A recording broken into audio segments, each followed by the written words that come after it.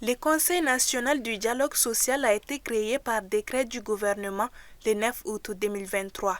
Cet organe consultatif tripartite a pour mission de renforcer les mesures de prévention et de gestion des conflits professionnels, d'assurer une concertation constante entre l'État et les partenaires sociaux dans les secteurs publics, parapublics et privés, ainsi que dans l'économie informelle, afin de préserver une atmosphère sociale paisible.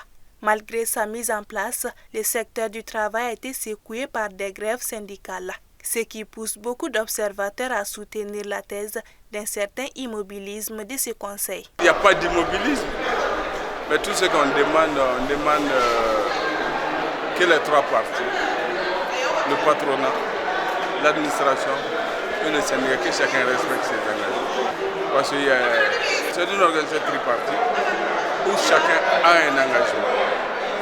Et je pense que la balle est dans le camp du gouvernement. C'est à eux de décider.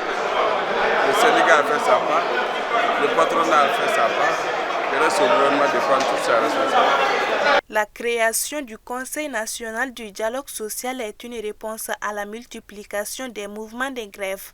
La maintenance de son mobilisme pour la consolidation de l'acquis social incombe au gouvernement, selon des syndicalistes. Le but, c'est le travail. Il faut travailler et il faut mettre les travailleurs dans les conditions. Le gouvernement a carrément une responsabilité. Parce que le gouvernement, il faut que le gouvernement quand même traite les syndicats sur le même pied d'égalité. Parce qu'à l'INPS, il n'y a pas que la CNTM, nous avons d'autres syndicats, l'UNTM et la CSM.